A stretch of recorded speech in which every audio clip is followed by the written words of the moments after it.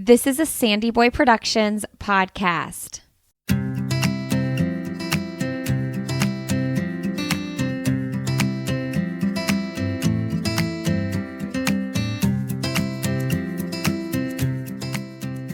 Welcome to the Urban Pharmacy Podcast, where we help women remove the overwhelm of living their most holistic life. This is the place to find evidence-based nutrition tactics, healthy lifestyle and wellness tips, abundance mindset, and easily implementable low-tox living strategies so you can rise up to your full potential and protect your family's health. I'm your host, Stacey Heine, certified holistic nutritionist and better living advocate. Now, let's get empowered with some simple swaps that make a big impact for optimal wellness.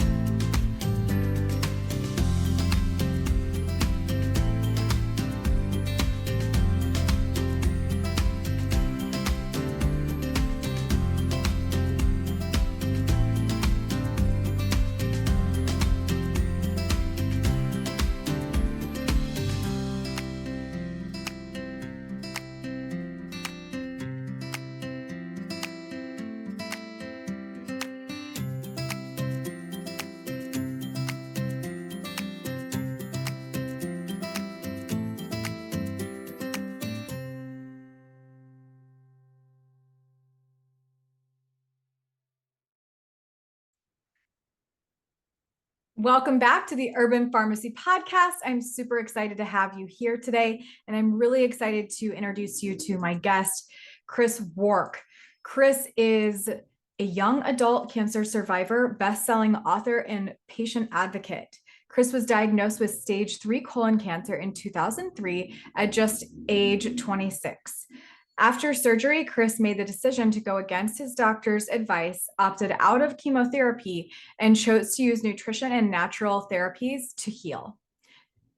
More than 6 years later, in 2010, Chris began sharing his story of faith, courage, and determination, and his message of hope that chronic diseases like cancer can be prevented and reversed with a radical transformation of diet and lifestyle. In the last decade, Chris has become one of the most well-known cancer survivors on the planet and reaches millions of people per year as a blogger, podcaster, speaker, and global health coach through his books, social media, and his website, chrisbeatcancer.com. Chris is the author of the national bestseller, Chris Beat Cancer, a comprehensive plan for healing naturally, published by Hay House in 2018. His second book, Chris Beat Cancer Daily, 365 Days of Inspiration, Encouragement, and Action Steps to Survive and Thrive, was published by Hay House in 2020.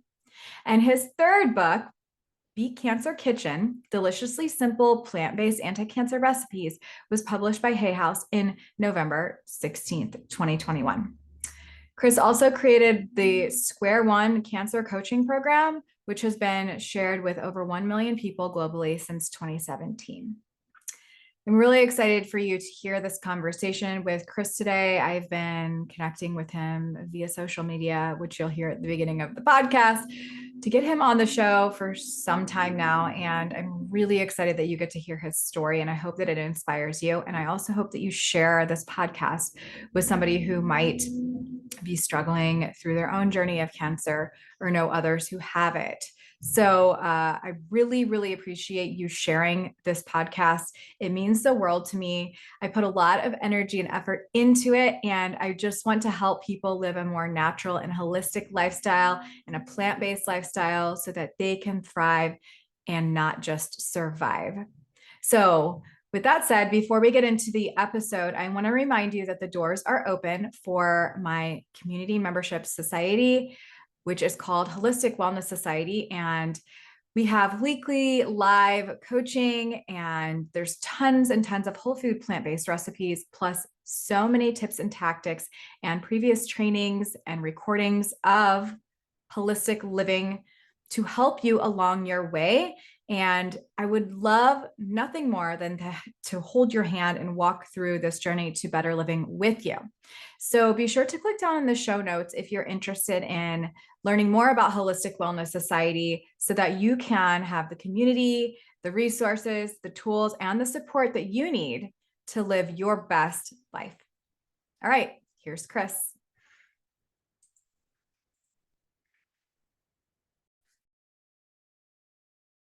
Chris Wark, welcome to the Urban Pharmacy Podcast. Thank you, Stacy. Good to be with you. Thrilled to be in your presence today. I've been bothering you on Instagram, just kind of casually for about a year now.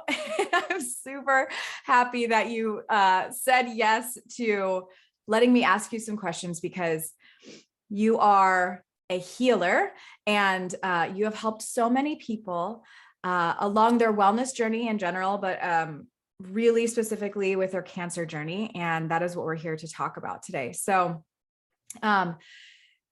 anything first that you want to say? I mean, how are you today before we get into the questions? Because I'm going to ask you the same questions that you've probably been asked a million times.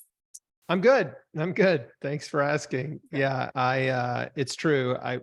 The funny thing is like when I started, I was diagnosed with cancer in 2003. And after I got well, I didn't want to talk about cancer anymore. Like I was done with cancer and just wanted to move on with my life. And about 6.5 years passed, after my diagnosis, but I just got this nagging feeling that I needed to share my story and that maybe it could help encourage other people and give them hope. So I started this website called chrisbeatcancer.com, thinking, well, if I just put my story on the internet, like I won't have to keep telling it. Not so much. Little did I know. Yeah. Huge mistake. People Not really, really want to talk to you. Yeah. It's changed my life for the better in every way. And I love to tell my story. And so, yeah, don't feel bad about asking me any question that you think I've already been asked 1,000 times. Because I'm going to, because your story is so good. And I've heard it so many times. I've heard it just so many times from especially the people in the plant-based community that have interviewed you, because I listened to all of those podcasts and stuff, and Chef AJ, and I've seen you on there multiple times, and love AJ. She's awesome. Yeah, she's so incredible. And she's helped amplify what I'm doing as well. And she's just an amazing, kind-hearted soul. So I want to know from you, let's ask you the question that really is where this all came from. And I want to know the story of what happened in 2023. And if you can give us details, that would be awesome, because there are a lot of things that you went through to get to where you are now. So yeah, I went through a lot. And I think you meant to say 2003. That's what I meant. I'm not sure what I even said. You said 2023, but it's cool. Oh, yeah. No problem. Yeah. 20 years ago. Yeah. Almost 20 years ago. So December 2003, actually, 20 years ago, I started having abdominal pain, right? In 2003. I'd been married for 2 years. I was 26 years old, 25 really when the pain started. And I was an entrepreneur. I was buying, basically had been in as a real estate entrepreneur for 2 years also. And was buying houses and fixing them up and reselling them and renting them out and just doing all that kind of stuff, fun stuff in real estate. And I was a musician and was playing shows and just really excited about my life. Like things were good. I just think things were going good. And I was, again, mid-20s guy with ambition. But anyway, I started having these abdominal pains, and they would come and go, and it wasn't daily, it was just here and there. And then it progressed to daily, and then it progressed to like a few times a day. And by the end of the year, like, getting close toward the end of the year, the pain really got to be significant. And so I went to the doctor. I was referred around to a few different doctors. They didn't know what was wrong, and eventually ended up getting a colonoscopy. And that's where they found a tumor in my colon. That is the large intestine, for anyone that doesn't know. And it was a golf ball sized tumor. And I woke up from the procedure, and they told me that. And they said, we biopsied it. We're going to send it to the lab. Hopefully it isn't cancer. And a couple of days later, I got a call. It was cancer. So that was a pretty big shock.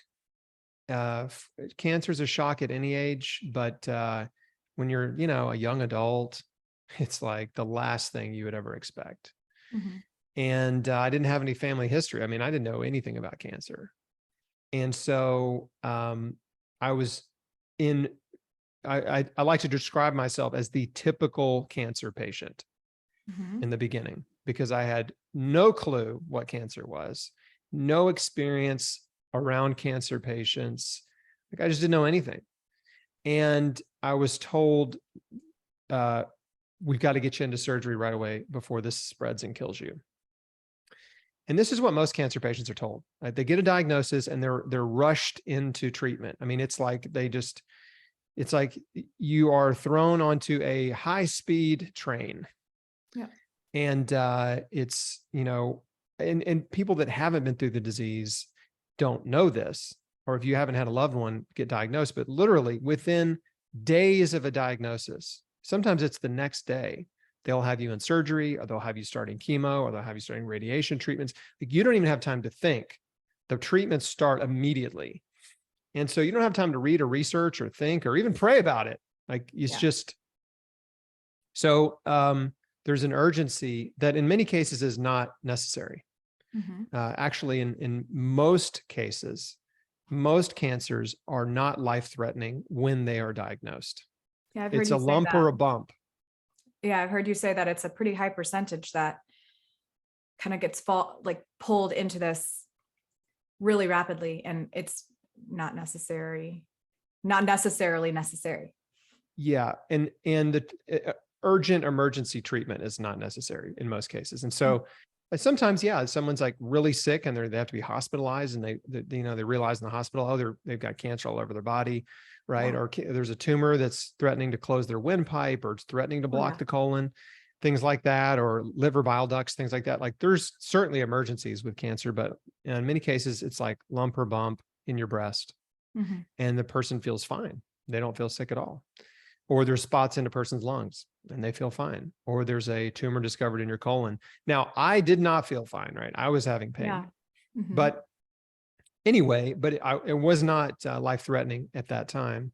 But they said, look, we got to get you into surgery, like I said, and get this thing out of you before it spreads and kills you. So I'm like, okay. And they wanted to have me in surgery within a couple of days. I ended up postponing it just a little over a week, because I was diagnosed right before Christmas. And I didn't want to be in the hospital on Christmas, because that's super depressing. So like, I didn't want to miss just like the normal Christmas get-togethers and stuff. Yeah. And I go in on December 30th.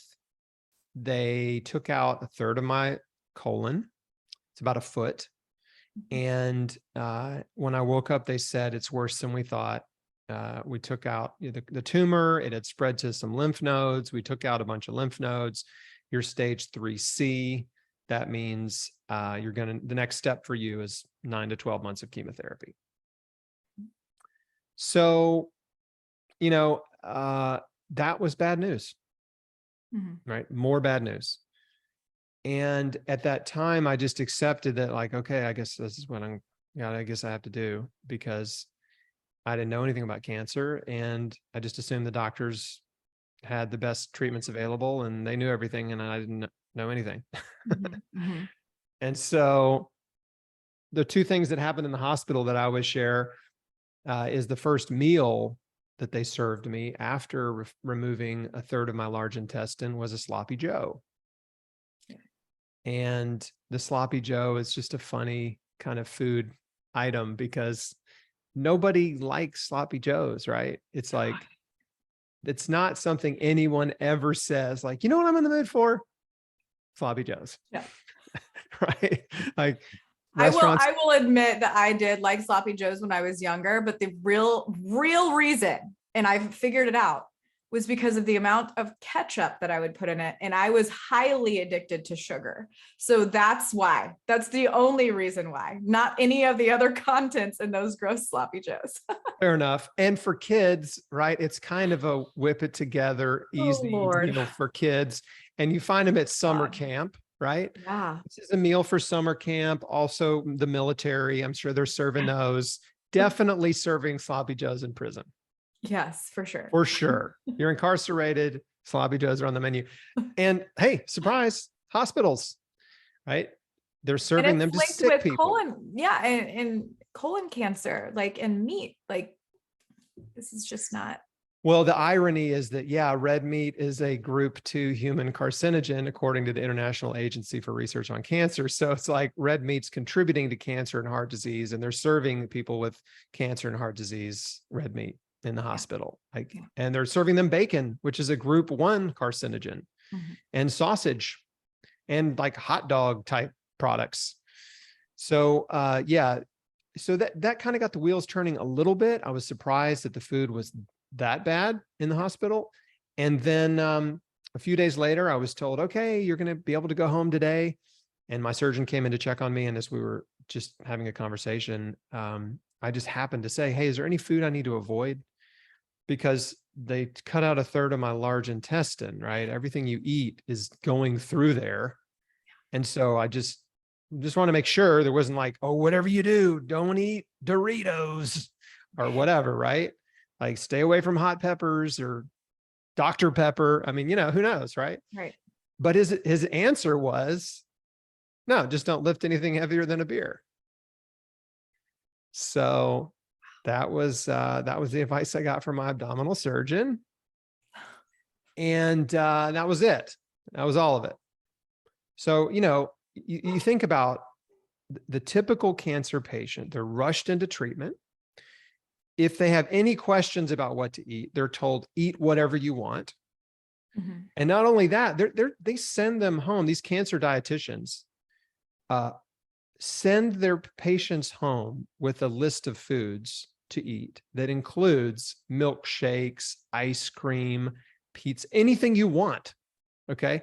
Basically, they're just telling them, eat anything you want. And they want them to eat high calorie foods because they're worried that they won't eat enough while they're doing chemo, and that they'll lose too much weight, which is rarely the case, at least in the beginning of cancer treatment, because most cancer patients are overweight or obese.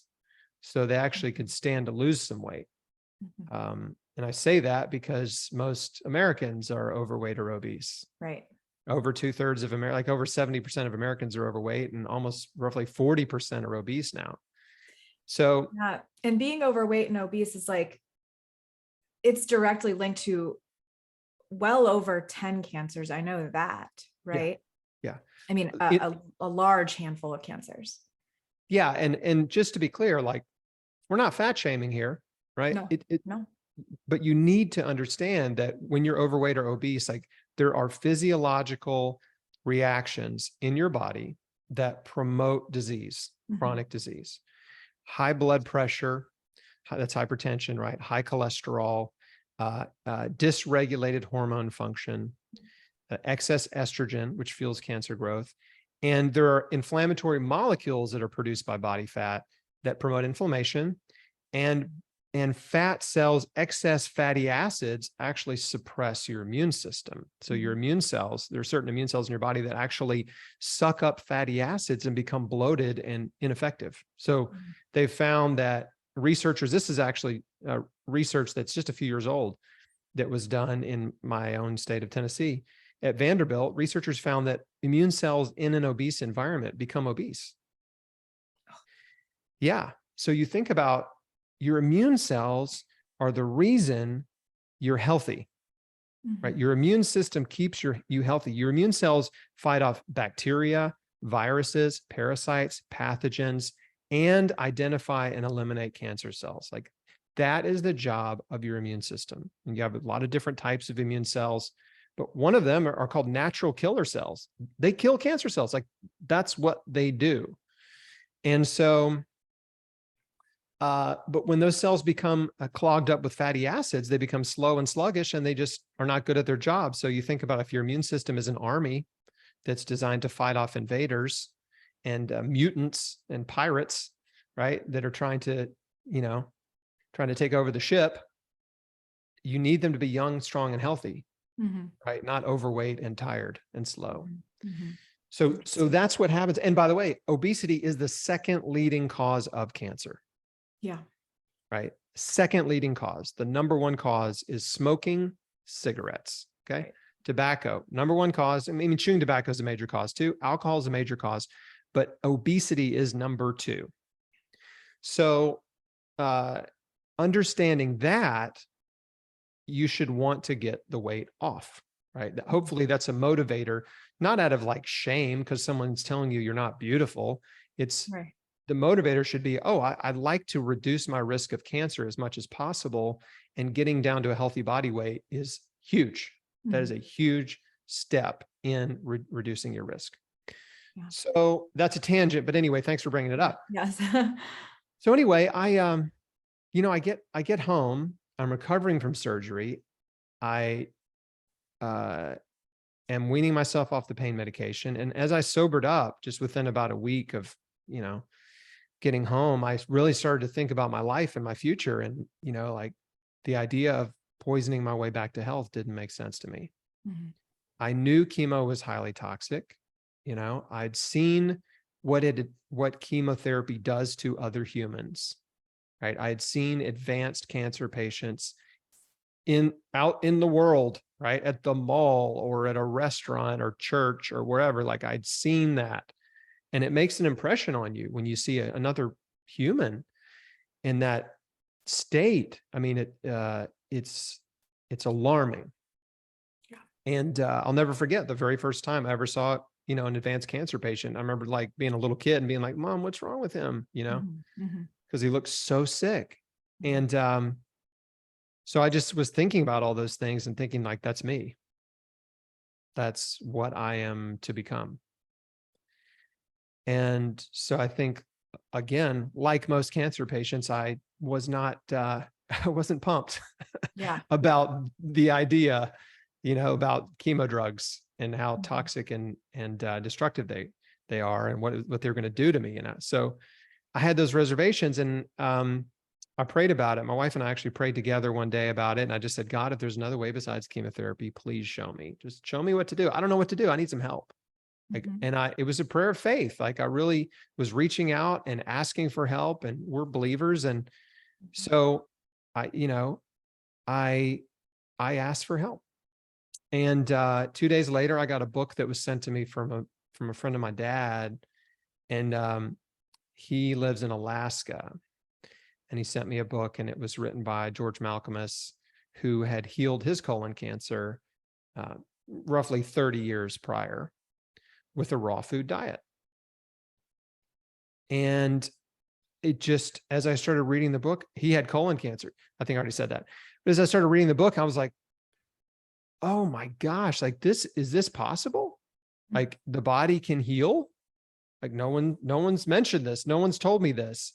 And he made a case that the reason we have cancer is because our diet and lifestyle is really, really unhealthy. That's the cause of most cancers, or root cause of most cancers. And that if you change your diet and you change your lifestyle, you can empower your body to heal. But you have to make massive changes, right? And this isn't like going on Jenny Craig or something. So I adopted the raw food diet overnight. Like to me, I just knew, like I prayed, this showed up. This is the answer to my prayer. I know it. I had no doubt. Most of the people around me thought I'd lost my mind. But I was like, no, this is it. This is what I have to do. And I was actually excited about the raw food diet because I'd never heard of it. Like in January 2004, the raw food diet was a diet for sick people and weirdos. Yeah. That's That's around it. when I heard, that's when, You I know, like learned about David Avocado Wolf, like around Yeah. that time. And, Yeah. and I was like, what is this? And Yeah. now I'm like, I've done it all. Yeah. Yeah. It was fringe. It was super For sure. fringe. And remember at that time, there was no social media Great. and there was no YouTube They were just books. in 2004. Yeah. There were just like text-based websites Yeah. and books. And so I read a book and then I read another book, and I just went from book to book to book to book. And, from Lorraine Day to Richard Schultz to Anne Fromm. I mean, I just continued to learn about healing with whole foods and a raw diet and juicing. And all the books that I found at that time were, they were all saying the same thing. There was really no confusion. I mean, they were all saying the same thing: fruits and vegetables, all raw or mostly raw, juicing, 64 ounces of vegetable juice every day or more, detoxification, stress reduction, exercise, forgiveness. Like these are the main themes I kept seeing over and over again for people, either from people who had healed advanced cancers or from doctors and practitioners that were, had worked with a number of people to help them heal. And so those common threads were evident, and it offered me a lot of encouragement, right? Because, one person's story can change your life. One person's story changed my life. But, it also helps to have a little bit more confirmation. Yeah, for sure. Just to make sure, like, that person wasn't just lucky, or maybe they just are lying.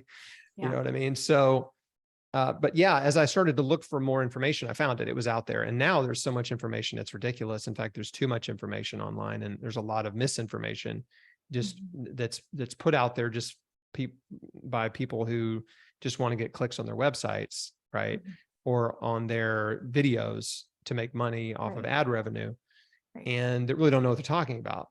And so what we encourage in our community is, like, if you're trying to heal cancer, you need to listen to people who've healed. Don't take advice from any person who hasn't healed or helped anybody else heal. Like that's the most important criteria, because there's a lot of people out there with opinions that don't know what they're talking about. Right? It's like, if I want to climb Mount Everest, have you ever climbed Mount Everest? No. Okay. I'm not asking you for advice. Definitely not. You know what I'm saying? All I know is that you need a guide. Yeah. And don't ask me, right? Yeah. Because I don't know what I'm talking about. Yeah. Never climbed it. And so cancer is a lot like that, right? It's, we know it can be done.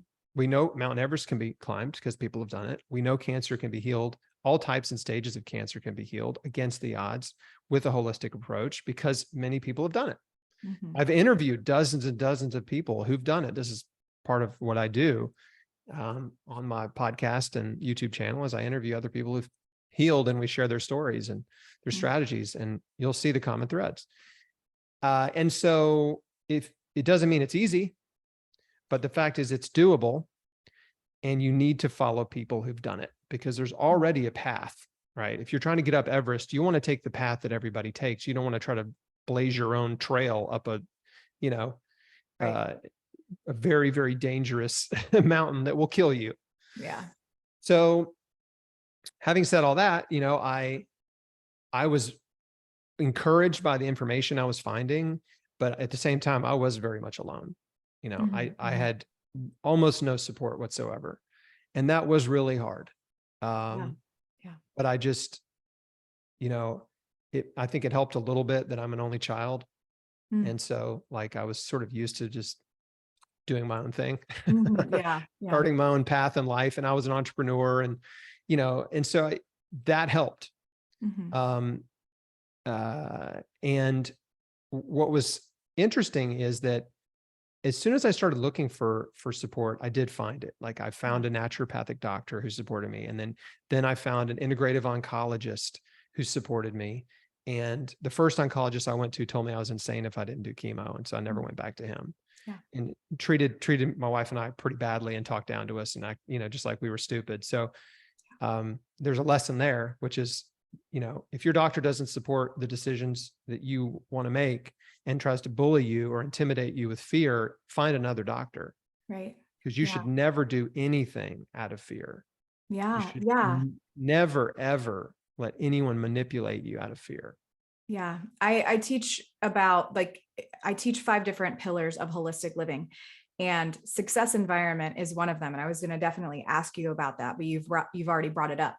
Like, the support system in order to heal is so incredibly important.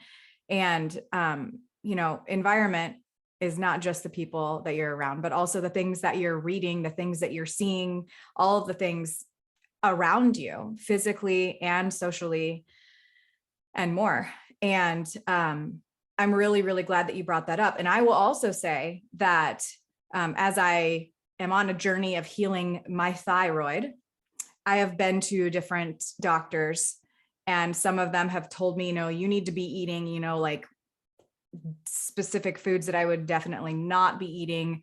That I just didn't feel aligned. I actually did feel like bullied, like, I'm plant-based, and they're like, you can't do that.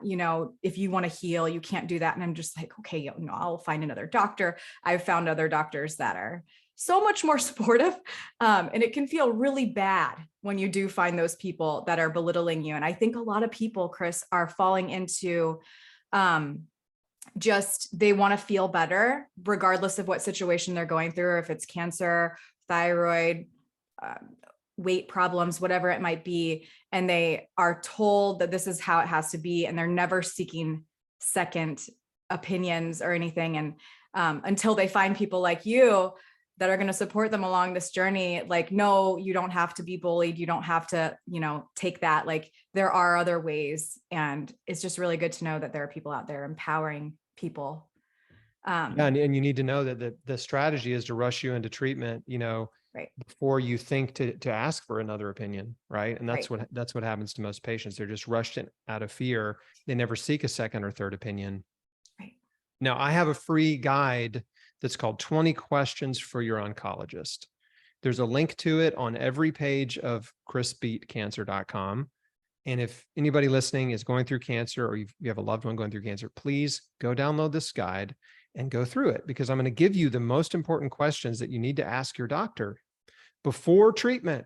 Even if you're in treatment, you still need to ask these questions, because the problem one of the biggest problems that cancer patients face, besides the fear and the coercion, right, and the intimidation into treatment, is that they lack knowledge. Like, they don't know the right questions to ask. Mm-hmm. And if you don't ask the right questions, you don't get all the information. If you don't have all the information, you can't make an informed decision. And you just end up making a decision out of fear. And so, I happen to ask 2 questions, just 2, that totally changed the conversation. The first one I asked was, so when we were meeting with that first oncologist, he basically said I had a 60% chance of living 5 years. Okay. Mm-hmm. And I said, what about the raw food diet? And he said, no, you can't do that. It'll fight the chemo. That was kind of a weird answer, right? And I didn't ask him to expound on it. I was just kind of like, okay. And then the other question was, well, are there any alternative therapies available? A pretty innocuous question, right? Right. And I mean, he could have been like, there just really aren't, that we know of, that, have any evidence. And I don't know what to tell you, but there just really aren't. But no, he was just like, no, if you don't do chemo, you're insane. And then he just kept talking and talking and talking, just like belittling us, basically. And it was a major red flag, just watching his sort of knee-jerk reaction to an innocent question. Right. And I wasn't going in there trying to like argue with the guy or prove something, because I didn't know anything. And so when you ask these questions in the 20 Questions for Your Oncologist guide, and you don't even have to ask all 20, but when you start to ask informed questions, your doctor will either be very generous and patient with you, which is what you want, and give you, thoughtful answers and documented information to help you make a good decision, or they'll become very impatient and short with you. And then, this is not the doctor for you, right? When they start to treat you badly, it's like, okay, that was what I needed to know. And that was the time that your wife kind of got on board, where she saw how he was treating you, right? And she's like, God, this is This is a little bit. Yeah. Hey, before we get too far into this episode, I want to remind you that there's just a few days left to get the Holistic Health Bundle. This is a collaboration of over 117 resources to help you on your path to better living. I want to remind you of what's inside of the bundle so that you can see if this is right for you, but you can always just click down in the show notes to see if there's 2 to 3 things that you're going to love, and then that's going to be well worth your money. But let's dive in a little bit deeper. First off, again, like I said, the Holistic Health Bundle is a culmination of 117 plus ebooks, courses, programs, including my brand new mini video course that I did with Cohen called Nurturing Nature, Empowering Holistic and Plant-Based Kids. And this entire bundle covers an array of other subjects that are tailored to suit a diverse range of interests and skill sets. And there are doctors, there are naturopaths, nurses, holistic practitioners, herbalists, detoxification specialists, and recipe creators that are in this bundle that have contributed their resource just for you to elevate your health. So in the bundle, there is, again, herbalism, homeopathy, inner healing, natural care and beauty, detoxification, biohacking. There's a lot of plant-based recipes in there. So I know that if you're following my channel, you're probably quite interested in plant-based living. And there's lots of juice recipes and salad recipes in there as well. And this collection has something special for everyone. And each resource has been crafted by experienced creators, like I said, and health professionals who are really passionate about helping you achieve your holistic well-being. And again, the value is super undeniable. Most of the products in the bundle are brand new and they have never been released before. And if you were to buy all of them separately, it would be over $8,000 worth of content. But thanks to us putting our minds and hearts together, you can get it right now only through July 30th for $50. That's a 99% discount.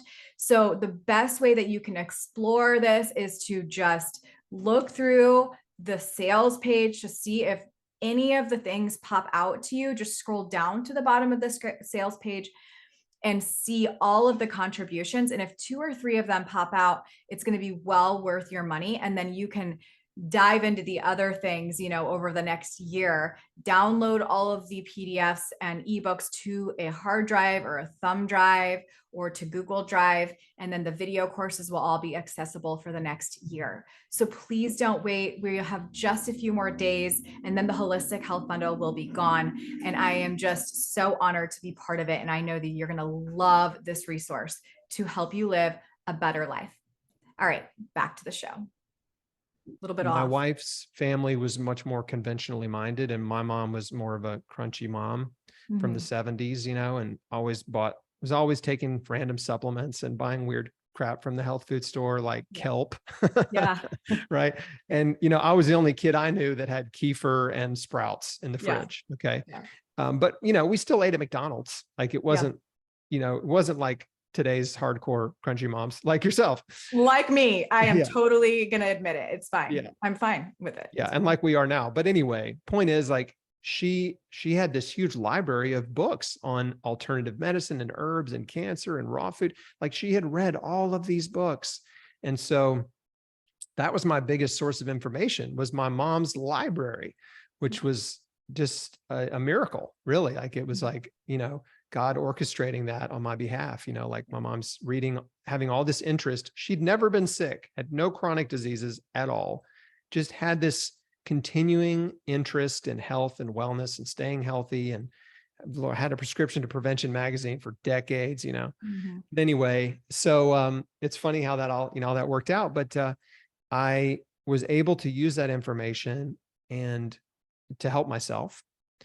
And I created a very simple daily routine to maximize the anti-cancer nutrition that was going into my body, to reduce my stress, to make sure I was exercising and detoxifying, And it was, once I had that routine in place, it was just like, okay, just rinse and repeat, right? Every day, just do the same thing every single day. Flood your body with nutrition. That was juicing, giant salads, fresh fruit, fruit smoothies.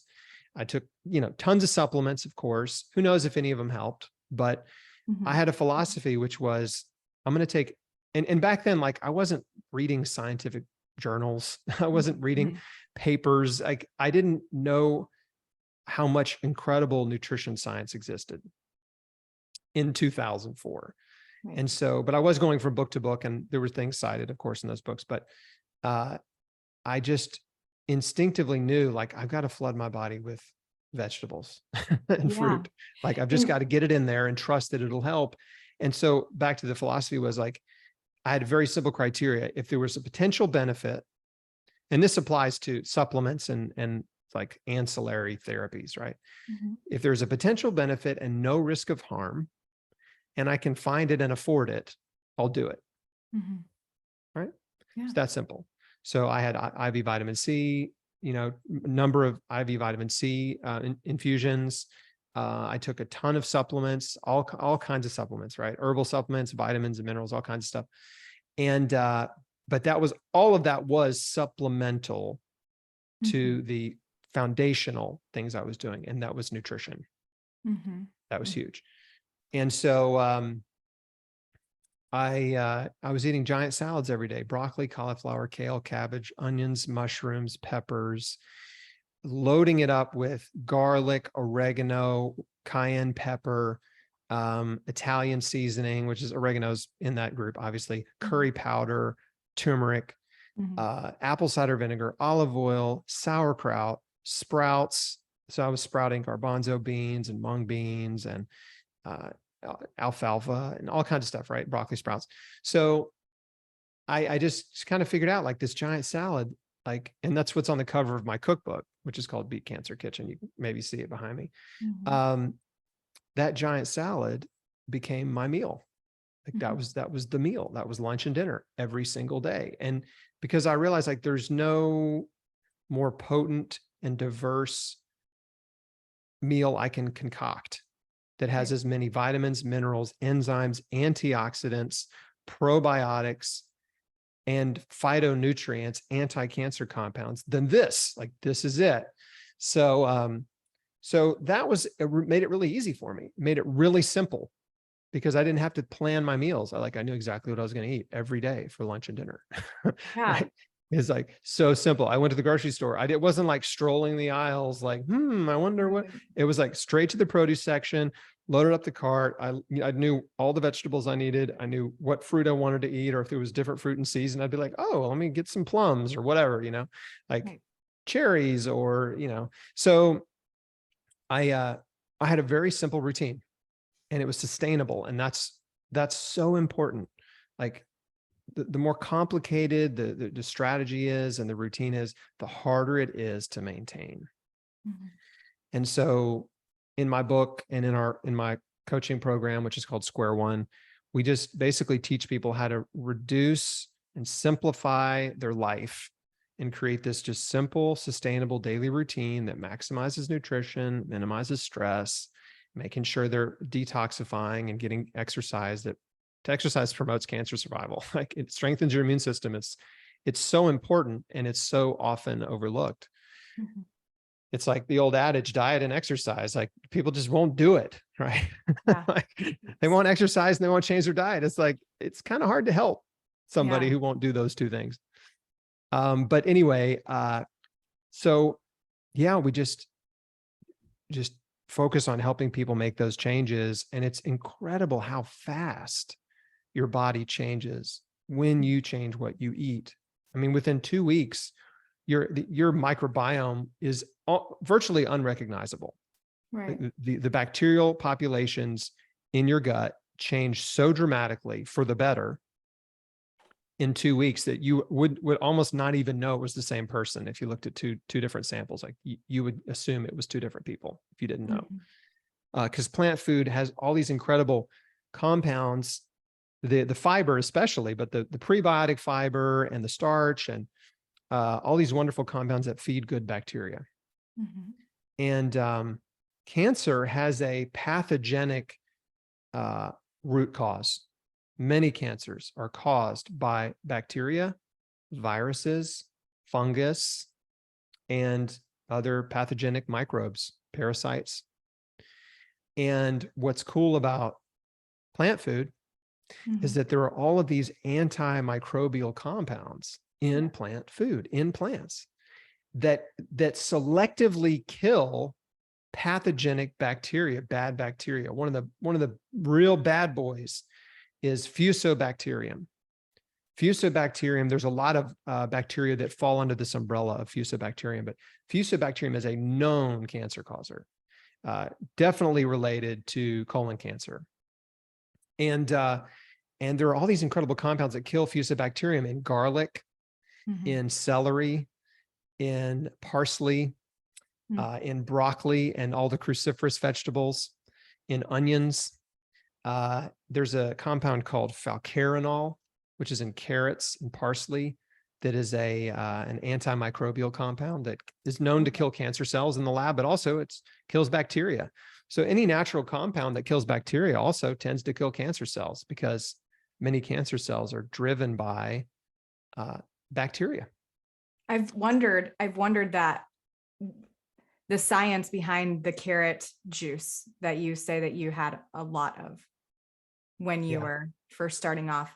And again, like you said, you weren't reading scientific things, but maybe that was killing that bacteria for you. For sure. And carrots are, like all vegetables, right, are rich in vitamins, minerals, enzymes, antioxidants. But there are specific compounds that are unique to each vegetable. But the other thing that's often missing from the conversation, and carrots, the big one of carrots is the beta carotene and the falcarinol. Okay. Those are the two big, sort of very important compounds. But fruits and vegetables raw are also an incredible source of good bacteria. And this is often left out of the conversation, right? Everybody's talking about all the other benefits of the vitamins and minerals and enzymes, right? But they're not, and even the fiber, those are all good, but they're not talking about the good bacteria that you're getting. And they're like, oh, you need to take a probiotic. Like, well, the best probiotic is a raw piece of produce. Right. There's 100 million bacteria in an apple. Right. Awesome. And the cool thing about bacteria is bacteria competes. And so there are certain bacteria that will either eat or crowd out or kill bad bacteria. And you don't even have to know all the science and all the names, and all the names are long and hard to pronounce anyway, most of them. Most of them are abbreviated for that reason. But the cool thing is like, just knowing that you're getting all this benefit from eating plant food is incredible, right? And the problem with animal food is there's so much pathogenic bacteria, right? If you think about when you kill an animal, what starts happening immediately? Bad bacteria start breaking that animal down, right? They're trying to consume the flesh and bones and blood, right, of that animal. And so meat is always is full of bad bacteria. And that's why you're supposed to cook it, right, all the way. Most people don't, depending on the type of meat, right? People cook chicken all the way, but they tend to not cook beef all the way, steaks all the way. And they're eating it rare, medium rare, and it's got a bunch of blood in it. And blood is full of viruses and bacteria and parasites. And so that's a problem. Right? That's problematic. Small problem there. Yeah, it's problematic. And so when you're, and even when you cook, I talk about this in my first book, which is called Crisp Eat Cancer, but even when you cook meat and you kill the bacteria, you still have dead bacteria that you consume. And those dead bacteria are basically trigger an immune response. They trigger an inflammatory immune response because your immune system doesn't know right away that those bacteria are alive or dead. They just know this is a foreign invader, mount an immune response. So they've done studies where they measure the immune response just after eating a meal of animal protein, and it lasts for hours. And so if you think about it, if you're eating animal protein 3 times a day, you have increased immune response, inflammatory immune response all day. every day if you eat animal protein 3 times a day. So one problem with it, but there's a number of ways that animal protein contributes to cancer. I mentioned some earlier. I mean, we know that processed meats, hot dogs, bacon, salami, sausage, turkey and ham, like deli meats, are group 1 carcinogens, mainly linked to colon cancer. But then red meat is a group 2 carcinogen, also linked to colon cancer. So those are some direct causes, but the indirect causes that you get from animal protein is you get IGF-1, which is insulin-like growth factor that promotes cancer growth. You get heme iron, which cancer cells love. Cancer loves iron. Iron promotes cancer growth. Your body needs a little bit of iron, but too much iron becomes toxic and promotes cancer. Saturated fat and cholesterol are known to promote cancer growth. There's a sort of just a misunderstood idea that sugar feeds cancer. And the truth is that cancer loves fat and protein. Cancer cells love protein and fat.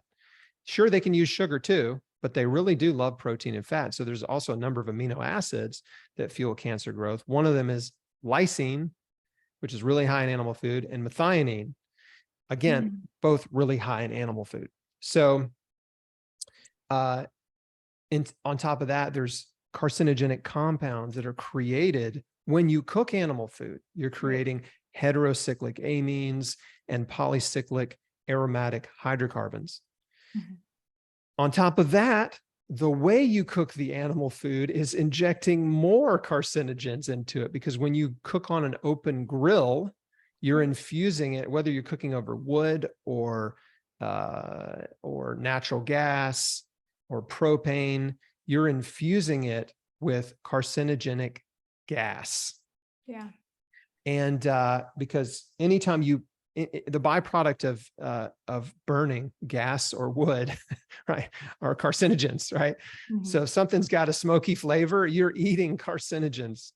And even if it doesn't, even if you're on a gas grill. So you can just see the way, like, eating animal food, it doesn't mean that you can never eat animal food, but when you eat animal food 3 times a day, every single day, you're consistently flooding your body with potential cancer-causing compounds and cancer-promoting compounds. Right. So this is the big question that comes to, like, what's the deal? Why is animal protein a problem with cancer? That's why. Yeah. Yeah. And I will also just say, for those who are listening and they're like, oh, it's the plant-based agenda. And again, like, if you're feeling that way, because you've probably learned from so many doctors here on the Urban Pharmacy podcast about cancer prevention and heart disease prevention and all of that stuff. Well, there's no agenda here. This is science. And also, Chris breaks down in his Square One program, and probably in his book and in your community and program, and I'm sure you've answered these questions before. For those who are unwilling to remove animal protein from their diet, it can still fit in. You need to know some really key things, though, like Chris was saying, how to prepare them, the amount in which is potentially safe for cancer prevention, etc. And so, it doesn't have to be all, but the more plants that you eat, the better. And I really found it refreshing, Chris, when I think I was just listening to your Square One program, and you were going and breaking down, like, okay, if you don't want to get rid of animal protein for whatever reason, this is what you need to be doing. You need to keep it small. This is how you need to cook it, et cetera, et cetera. So, and of course, we know sourcing is so important, and I don't promote animal products, but I just want those listening to know that don't throw out the towel and think that it has to be all or nothing. The more plants that you can get, the better. So yeah, absolutely. And by the way, I got to correct myself, because earlier I said lysine and I meant to say leucine, as in terms of this amino acid that fuels cancer growth.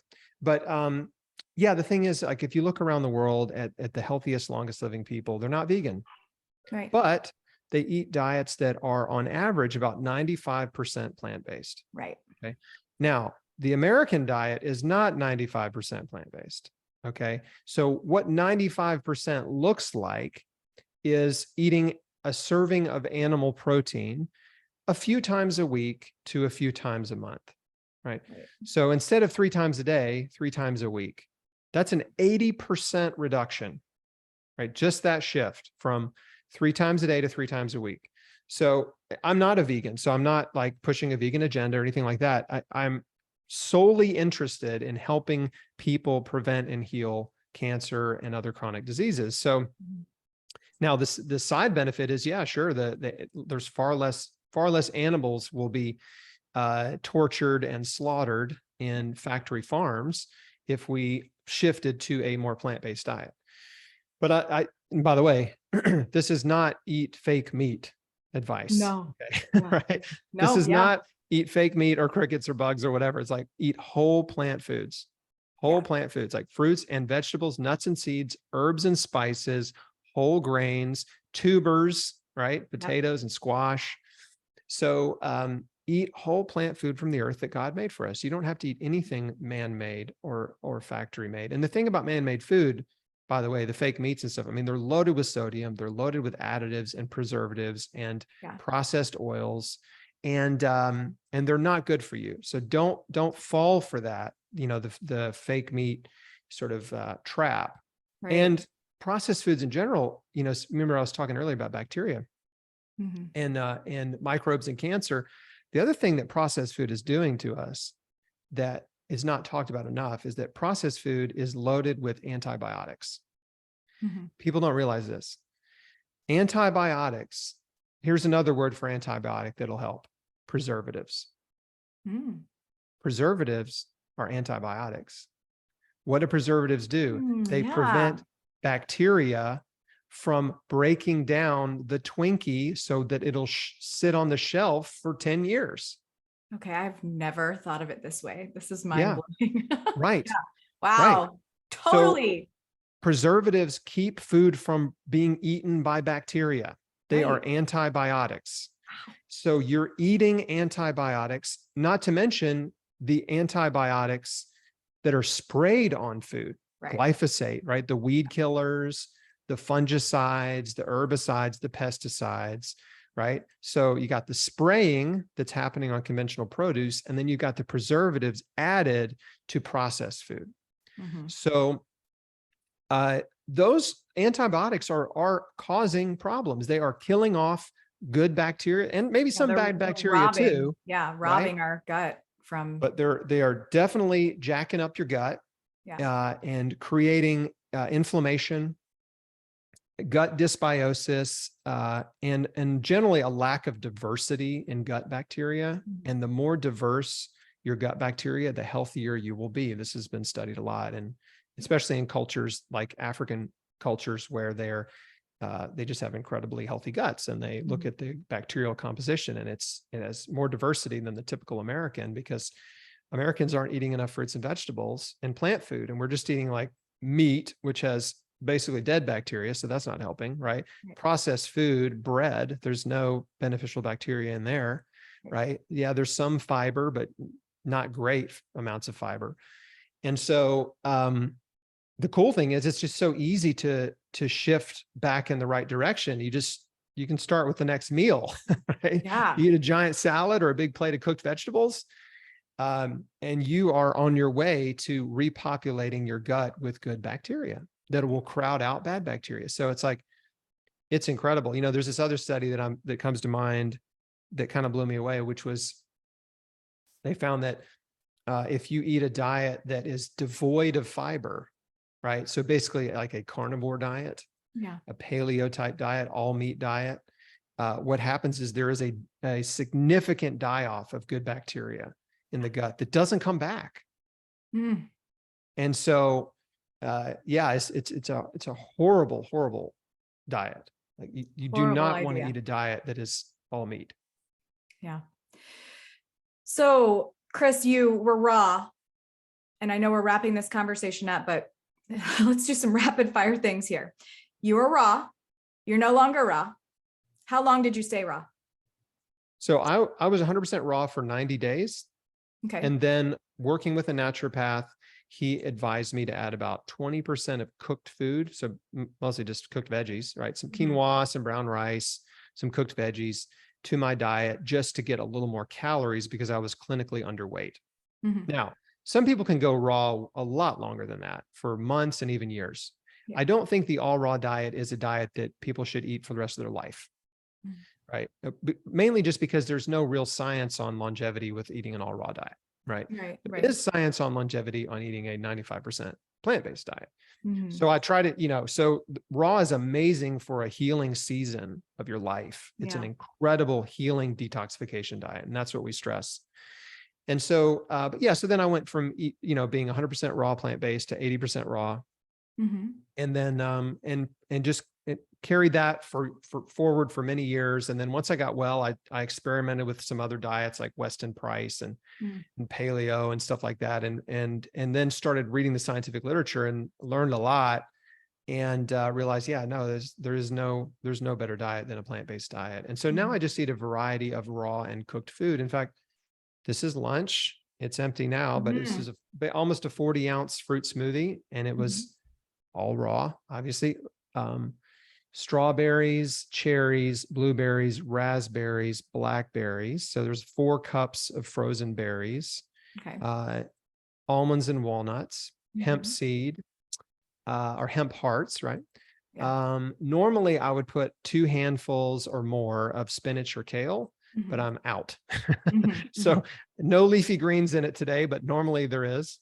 And then 7 dates to sweeten it, because most of the berries aren't that sweet, right? Super And tart so when you try to make a berry smoothie. Yeah. yeah, they're very tart. And sometimes I do them tart, but Yeah. a banana or some dates sweeten them up. Mhm. And what else is in it today? I think Liquid. I mean, are you using water? Are you and also water. Yes. Oh, but water? or Yeah. I love to use aloe vera, Oh about yeah. 8 ounces of aloe vera as a base. And then Okay. we'll add a little bit more water, just enough to make it blendable. The filet juice, the aloe vera filet juice. Yes. Cool. Okay. Yeah. There's a brand called Stockton Aloe, aloe, also known as Aloe One from Haley Nutrition. They will ship it to you frozen. I think they've got the best aloe out there. It's awesome. Cool. But yes, so that was lunch today. Breakfast is often like a big bowl of oatmeal with, hemp, flax, chia, blueberries. And then dinner will be maybe a giant salad or some variety of cooked veggies that my wife makes. And we've got a bunch of recipes in our cookbook, Beat Cancer Kitchen. Yeah. Book plug. So yeah, Yeah. that's the way I eat now. It's predominantly plant-based, about 99% plant-based, 98%. It's up there, pretty high. And I've been doing that for almost 20 years. Wow. That's so powerful. And your story is so inspirational. And before we wrap this up, I have 2 questions. Well, one is about the cancer journey, and then one is one that I ask everybody else. But as a bonus question, Chris, we know the alliums are so cancer fighting. Just on a fun note, you say that you like to sprout. I don't know if you're currently sprouting or if you go through phases like me, where it's like all sprouts all the time. And then sometimes you have to take a break because it's a lot to keep up with. But have you done onion sprouts yet? No. I am waiting on a study. I've told Will Bolsowitz, he's the reason why he actually put onion sprouts, or I'm the reason why he put onion sprouts in his book. He sprouted them. He was like, oh my God, these are amazing. They will blow your mind. You have to go and sprout some Okay, I will do onions. that. And I'm waiting for the studies to show, we know like the sulforaphane in the broccoli sprouts versus, the mature broccoli. I can't even imagine how healing onion sprouts are. Anyways, That's awesome. That was a side note. You must try them. They're so delicious. I just wanted to ask you real quick. Are they strong? Are they pungent? They're Or are they really more sweet? strong and they're really delicious. They're super potent and spicy, and they're still crunchy because the seed doesn't really fall off of them. Okay. So they have little black crunchy seed. Oh God, With they're a tail good. on it. Yeah, they're so good. Well, They are very difficult to sprout. I will say they're super hard to germinate. So you have to have patience. Get a good germinating brand like True Leaf Kitchen. or high mowing seeds. I think we've gotten some sprouting onion seeds from there before, but be persistent with it and wait the sometimes 15 days it takes to germinate them. Wow, It 15 takes days. time, but they're I'm really interested. They're mind-blowingly good. They're so good. Well, and along those lines, I would not be surprised at all if it was if there was sort of a similar relationship with let's say the amount of allicin, which is the big anti-cancer compound in the allium vegetables, in sprouts versus mature onions. It'd be really interesting to see the difference. But the thing about sulforaphane is like all the sulforaphane is basically produced once you sprout broccoli seeds, it produces all the sulforaphane it's going to produce in the sprout. And then the broccoli grows into a mature plant, but it doesn't produce any more sulforaphane. It's just diluted. Yeah. Yeah. It's just diluted by more fibrous tissue, right? Plant matter. Right. Yeah. You have to eat multiple heads or just a little handful of the sprouts. Yeah. That's powerful and awesome. Okay. You mentioned, and you talk about this often, you talk about faith a lot. I just wanted to ask you before we wrap this up about the importance of trying to stay out of the fear cycle and the importance of, and maybe you can pull these together somehow, the importance of planning ahead to keep, in your life, if you are diagnosed with cancer, and maybe how that can kind of keep you out of the fear cycle if you're planning ahead for the future, so that you have something to keep going for. Yeah, that's great. Well, if we're talking about for cancer patients, especially, I talk about this a lot in my first book, and then we have a devotional called Beat Cancer Daily. It's the orange book behind me, but it's really important to get very clear if you have a cancer diagnosis, what do you want to live and why? And you need to ask yourself, do you want to live? Yes or no? There's only yes or no. And then if the answer is yes, why do you want to live? And then you need to get really clear about why you want to live or who you have to live for or both. And write it down. And don't just write it down, like paste it on all over your house. If it's people, put their pictures on your fridge, put them on your bathroom mirror, write, the list of what you have to live for on the bathroom mirror and lipstick. Just you have to really keep this in front of you at all times, because this is your motivator. This is the fuel to your fire. And so once you're clear about that, then I call this the Beat Cancer mindset. These are components of what I call the Beat Cancer mindset. Once you're clear about that you want to live and you know why, then you have to be willing to accept full responsibility for your health. You have to be willing to change your whole life and enjoy the journey. Right? Just make a decision to embrace this as an adventure, right? Not as a curse, right? Don't look at it as a curse. Yes, it's difficult. And yes, you could call it adversity in some ways, but you also have to embrace that adversity as a new adventure in your life, right? And that shifts you out of this negative sort of feeling sorry for yourself state, right? Into more of a positive, courageous state of mind. Right. And so, making plans for the future, so coming back around to your original question, is part of that process of deciding that you want to live and why you want to live and what you're going to do with your life. And so for me, I wanted to be a parent. I wanted to be a dad. It just gets you out of this sort of daily woe is me thinking. And as you start to make plans for the future, you get busy living instead of getting busy dying. Yeah. No, so that's huge. It really is huge. And then the other part of your question, what was the first thing you asked? The fear. Yeah. Fear. So what I did, when you have cancer, it's really scary, right? Yeah. Just the diagnosis is a PTSD inducing event for some people. I mean, it's that traumatic, right? Someone saying you have a deadly disease. And so that fear isn't just that one day, right? It stays with you every day. And it's like the first thing you think about when you wake up. It's the last thing you think about when you go to bed.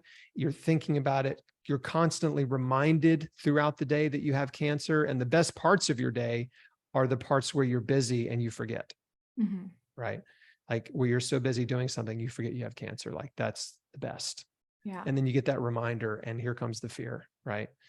And so I had to learn how to deal with it quickly. Like anytime I would feel the fear start to, creep into my mind and my heart, I would just stop and say, okay, God, like I'm feeling afraid, right? But I'm just going to give you my fear. I'm just trusting you with my life and my future. I'm just laying my fear down and just saying, I trust you, right? I trust you. I'm not going to be afraid. I'm not going to let this fear steal my joy.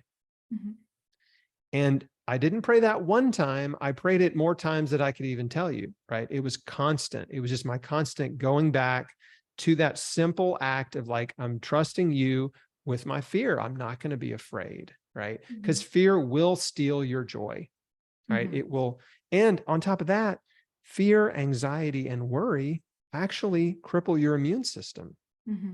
So being in that mental and emotional state affects your physical state. Yeah. So, I just learned quickly, and I'd still practice this today, right? Not about cancer, but about other worries, right? Other worries and problems. And, when 2020 happened and all that, I mean, I was never afraid, ever. Like, I'm like, I know how to deal with fear. I'm not afraid of this at all. I'm not going to live in fear, right? At all. And I didn't, like, wasn't afraid ever. Yeah, you showed up in 2020. You had confidence and it was awesome. People were like, I'm listening to what Chris is saying. A few people, other people didn't like what I had to say, and it's okay. But it's okay. one You of have the to things I attract said and early repel. on, thank you, by the way, I appreciate that a lot. Yeah. One of the things I said early on was like, look, now the world knows how cancer patients feel. Yeah. Yeah. Because we were, the world was bombarded with all of this fear producing information all day, every day. I mean, the news channels had tickers on the corner of the screen with death counts and infection numbers that were largely inflated. And it was just constant fear. And people did all kinds of things that were completely irrational out of fear, because with enough repeated fear information, you will succumb. If you don't understand that you're being coerced through fear, then you will succumb to that kind of propaganda, and people become very easy to manipulate and coerce. And how do I know this? Because that's what happens in the cancer industry. Like my cancer experience taught me this. That's the playbook in a lot of aspects of medicine, but cancer is the worst. And so when I saw that very same playbook being rolled out, it was like, okay, I know this, like I recognize this right away. And I have not been given a spirit of fear. And so, I was trying to be as vocal as I could to help people not get sucked into irrational fear-based thinking and behavior. And well, you even see it today. I mean, yesterday I saw a person in a mask. Yeah. Yesterday. So did I. I'm like, what? Still? I know. Still wearing a mask? But, I mean, not trying to judge. I'm not trying to judge. I'm just it's just, there's just never been a better example of irrational behavior than a person wearing a mask walking outside by themselves. It's like, what do you think is going to happen, right? How do you think you're going to get sick walking outside alone? Do you think there's a disease in the bushes that's about to jump out and get you?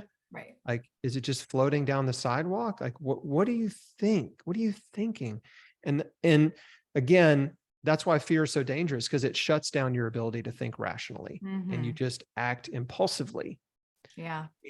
And you can't make a good decision in a state of fear. And like, this is full circle, right? Because this is one of the first things I said at the beginning of our interview, right? You cannot make a good decision, a wise, rational, reasonable, thoughtful decision. You cannot make the best decision for you in a state of fear. Yeah. Wow. So powerful. All right. This is the final question that I ask everybody, Chris. And I think that you already teach this, but I love to hear everybody's different perspective on this. What does holistic living mean to you? No one's asked me that, so thanks. Well, holistic living to me, the holistic approach to health is an approach to health that is comprehensive and is addressing all aspects of health and disease. And when I say that, I mean, health is not just your physical health, right? It's mental, emotional, spiritual, and physical, and even relational. And so the problem with conventional medicine is they only look at physical health, typically. I mean, yes, there's a whole mental health industry and psychiatry and psychology and all that, but generally when a person is sick with a chronic disease, right, they're just trying to treat the disease, or not even treat the disease, treat the symptoms of the disease. And so this is a very deep rabbit hole, but I'll try to summarize it. I talk about this in great detail in my book, by the way, in Chris Beat Cancer, the book, but stress is a root cause of many chronic diseases, because when you're in a state of stress, you tend to self-medicate with unhealthy food. And when you're in a state of stress, whether it's anger and bitterness for people in your past, jealousy of people in your present, worry about the future, right? When you're in a stressed, and a lot of people are jumping back and forth between all three of those, right? But when you're living in stress, your body responds by elevating stress hormones, adrenaline and cortisol. And those hormones suppress your immune system and promote inflammation and promote weight gain. And so stress is leading you down this path of disease. And then what many of us do to manage our stress is we self-medicate. And how do we do that? Well, food, drugs, alcohol, and other, really unhealthy lifestyle behaviors, maybe pornography or gambling or spending money you don't have. So then you're compounding the stress, right? And the effect that it has on you mentally, emotionally, spiritually, and physically. Right? Yeah. So the holistic approach is like taking a step back and looking at your whole life, which is what I did, like kind of laying it all on the table and going, okay, like the diet and exercise, that's the easy part. Like any person can change their diet overnight, right? Every single person can change what they eat starting the next meal. Right. Almost every person, unless you're an invalid, right, can start exercising today. Every person almost can go for a walk today. Like that's starting exercising, just going for a walk for 20 minutes. So those are the easy things. The hard things are stepping back and going, okay, who do I need to forgive? Right? Yeah. That's hard. And saying, who do I need to ask for forgiveness from? And saying, what's going on in my life? What do I need to say no to? How am I acting and reacting? Like, do I like how I treat people? Am I being responsible? Am I being irresponsible? Am I reliable? Am I not reliable? And you know what I'm saying? Am I critical and judgmental of other people? How am I thinking? And I need to change the way I'm thinking, right? Am I negative and critical and cynical and pessimistic a lot? And if so, I got to catch myself in the middle of those thoughts and, comments and interrupt that bad behavior and replace it with something positive, right? So like if I start thinking critically of somebody, I can be like, wait a minute, I'm being judgmental. Let me just stop. Right? And so like, I'm complaining. I just realized it. I'm going to stop complaining. And so I know I'm on sort of a deep tangent here, okay. Yeah. But the point is like, this is a holistic approach. Like you really have to look at every aspect of your life, right? The cool thing is that the diet and exercise, just starting that gives you so much momentum. Yeah. Like those changes give you this big boost of forward momentum. And then you realize once you get just that stuff going, then you realize, okay, now what else can I do? Right. And that's kind of like, I call like the raw food diet, like the gateway drug to radical life change. Yeah. Right. Yeah. Right. Because like once you do that and you realize, oh, I can do this and I feel good doing it, then you're like, okay, what's next? Like what can I work on next? You have And that's different mental, everything changes. yeah. And that's the precise process that I went through, right? You can't change everything overnight, but you can change your diet and start exercising overnight. And then over time, weeks, months, you can really start to dig through your own fears and your flaws and your bad habits, right? Your bad thought habits and physical habits, and start one by one, like you can fix them. You can break your bad habits. And so the big fight, the big cancer fight or the big health and wellness fight it's not a physical fight. It's here, right? It's like between your ears. Like you have to win the battle in your mind before you can win the battle in your body. And so, yeah, that's the shortest possible answer. Well, it really is what you teach though. I feel yes, that's to me what holistic living means. And you said it, Chris, it's literally taking a bird's eye view of your life. And whether you practice the pillars of lifestyle medicine, the pillars that I teach, the pillars that Chris teaches, like they're all pretty much it's a full approach. Yes, full to spectrum wellness. Yeah. And it's not just diet and exercise. It's all. That's right. So. And the one little example I'd like to give is like, I've met people who had cancer and they change their diet, they exercise, they take the supplements, they do the IV therapies, they do some alternative stuff. Like they're doing a lot of stuff, right? But they won't forgive. And that's the one barrier to healing is forgiveness. I mean, forgiveness is one of the most powerful things you can do for yourself, for your mental, emotional, and spiritual health, is forgive every single person who's ever hurt you. And I did it. Like I made a decision to do it and I worked through it. I worked through my past and like one by one, I forgave every person who has ever hurt me until there was no one left. Yeah.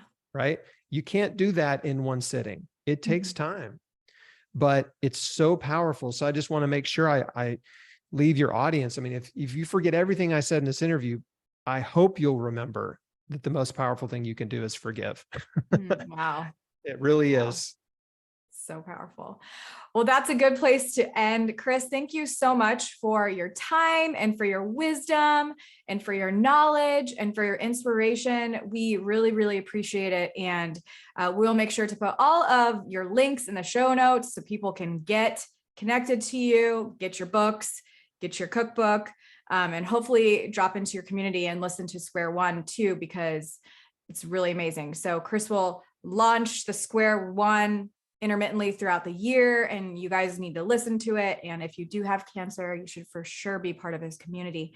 And I think it's just really good knowledge to have for people who don't either, if they want to prevent cancer and just take a holistic approach to life. So Chris, thanks again. And we appreciate you so much. Thank you, Stacy. It was really fun. Thanks. Be well.